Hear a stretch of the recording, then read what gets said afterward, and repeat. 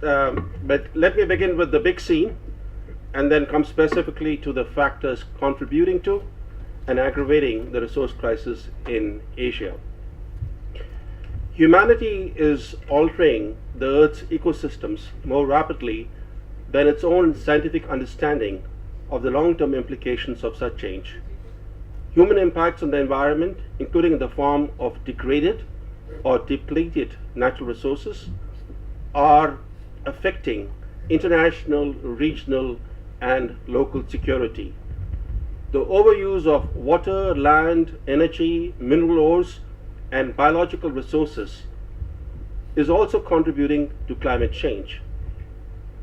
And the growing gap between short-term developmental goals and long-term human aspirations means that the costs of development are being passed on to future generations. Nowhere is this truer than in Asia, the world's largest and most densely populated continent. In per capita terms, Asia is easily the world's most resource-poor continent. Yet, as you know, it remains the world's economic locomotive. The big question is, how long can Asia continue to be the driver of the global economy without addressing its resource crisis, given the fact that resource and environmental stresses in Asia are becoming increasingly evident. Resource constraints and resource stresses are prompting Asian economies to increasingly tap the resources of other continents. So Asian economies are importing mineral ores and fossil fuels from distant lands, but they cannot import the most vital of all resources for socio-economic development, which is water. Water is essentially local and very difficult and expensive to ship across seas.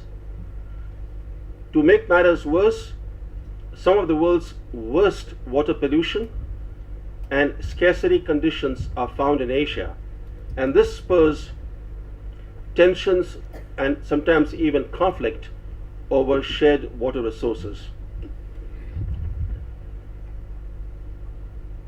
There are a number of historical examples of how societies fatally undermined their ecological security, with the resultant eco-meltdown resulting in their disappearance.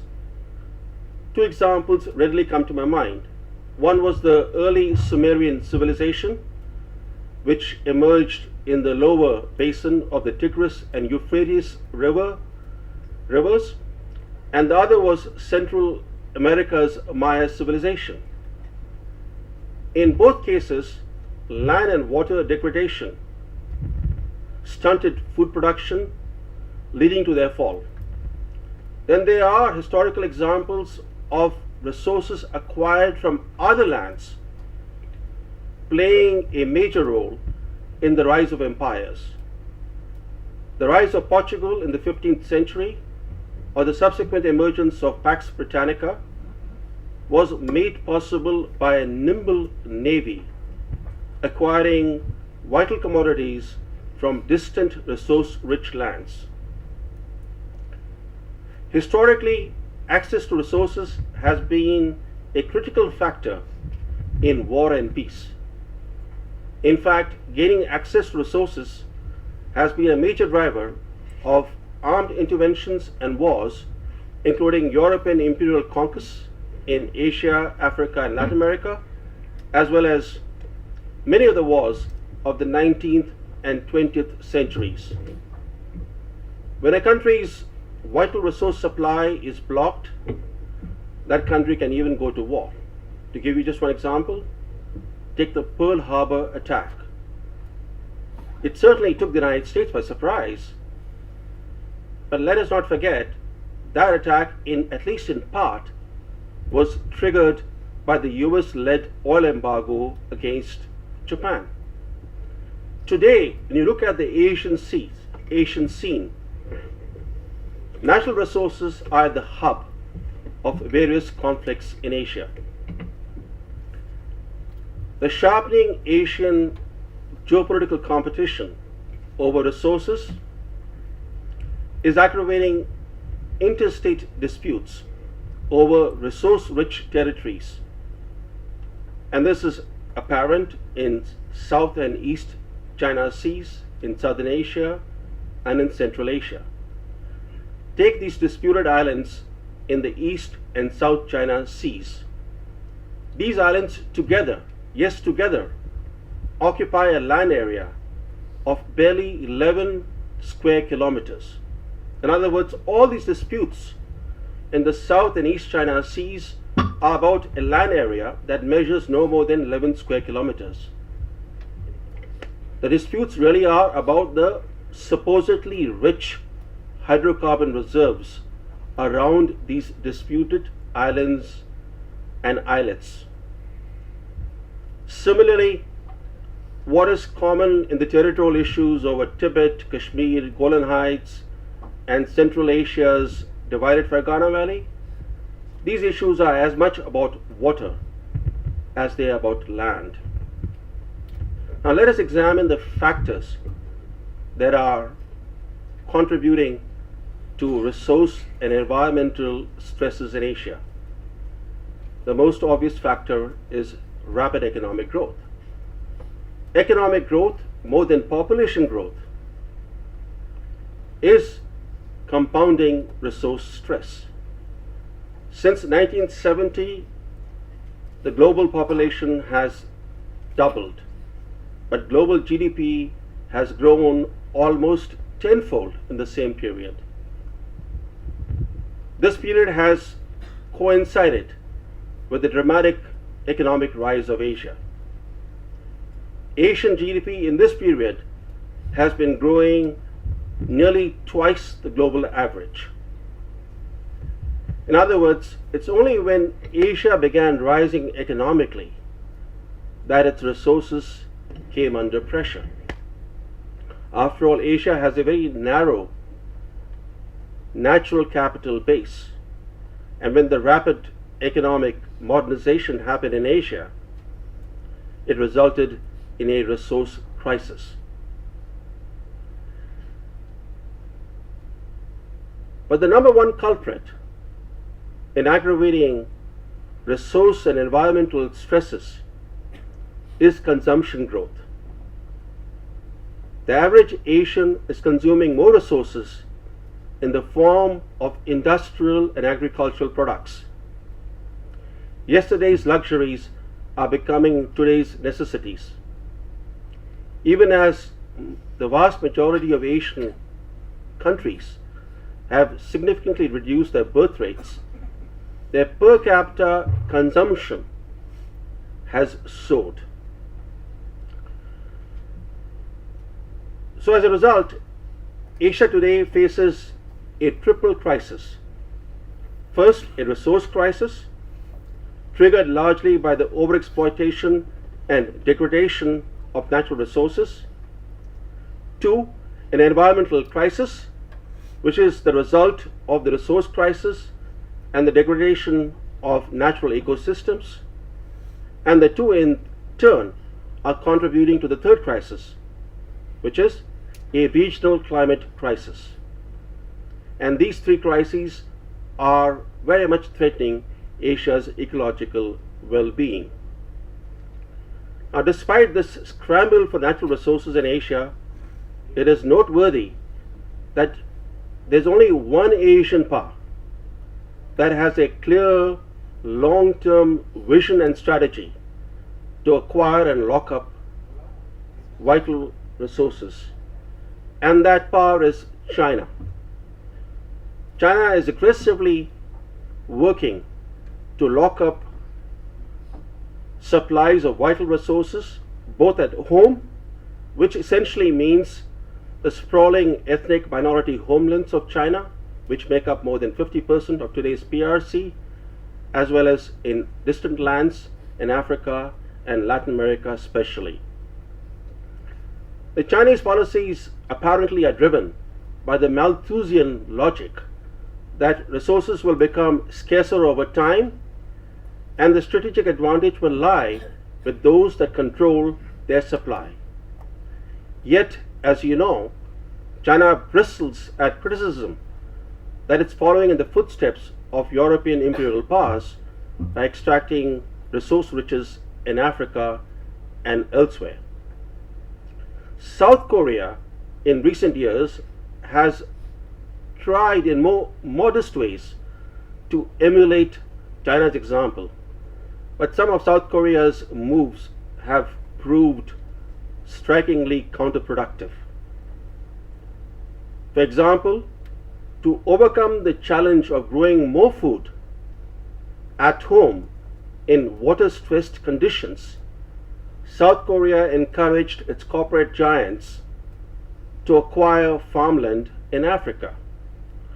One such giant, Daewoo, signed a contract to lease nearly half of all arable land in Madagascar. That contract triggered a very powerful grassroots backlash that toppled the democratically elected president of that country in 2009. The new government that came to power with the support of the military very quickly scrapped this contract. But South Korea has had more success elsewhere. For example, it has leased nearly 750,000 hectares of rich farmland in Sudan. Now, to speak more broadly, the water, energy, food nexus is at the core of Asia's sustainable development challenge. Take the food challenge. Thanks to the Green Revolution, Asia in one generation, yes, in one generation, went from being a food scarce continent to becoming an important food exporting continent. All this happened on the back of an unparalleled expansion of irrigation. Between 1960 and the year 2000, Asia more than doubled its total irrigated acreage. Now, more than 70% of the world's irrigated acreage is in just one continent, Asia, which makes Asia the irrigation hub of the world. But unfortunately now, crop yield growth in Asia is slowing or even flattening, even as demand for food continues to rise sharply. If, underline the word if, Asia were to become a major food importing continent again, it will roil the world food markets because they have no margin to provide food to a major importer, especially if just China or India were to become an important importing nation. This underscores the need for a new green revolution. The earlier green revolution was built on unbridled use of resources. It led to water and land degradation. The new green revolution will have to be doubly green. A green revolution anchored in the principles and practices of sustainable development. Asia's big challenge is to grow more food with less water, less land, because expanding cities and industries are eating into Asian arable land, and less energy. Why less energy?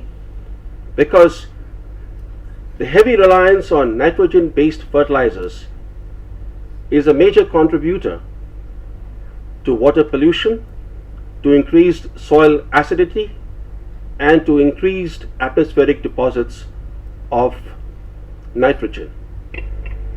Another challenge relates to changing diets.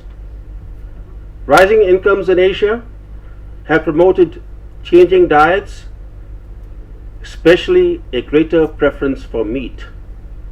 The production of meat is notoriously water intensive and a major driver of environmental stress. diets in Europe changed fundamentally over a period of 100 to 150 years. In Asia, they have changed almost in one generation. To give you one telegraphic example, in 1980, there was hardly any beef industry in China. Today, China is the world's second biggest consumer of beef.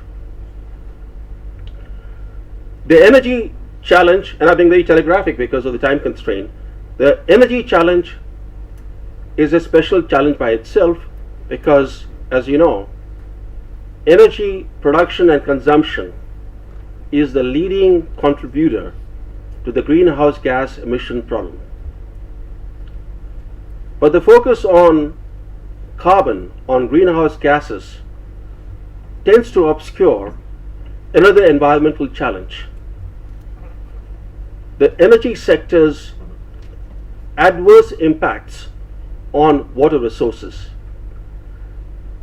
Energy sector is a very water guzzling sector. Energy extraction, energy processing, energy production all demand lots of water. For example, the generation of electricity demands copious amounts of water from most sources of energy. In Asia, the location of new energy plants increasingly is being constrained by inadequate availability of local water resources. China probably has the world's largest shale hydrocarbon reserves. Why has China failed so far to develop its shale oil and gas industry? For two reasons. One, adverse geology. Second, because much of its shale hydrocarbon reserves are located in water-stressed areas. So to conclude, now in just 1 minute, Asia's resource-related great game can be prevented from injecting greater instability and insecurity only by establishing rules-based competition or rules-based cooperation.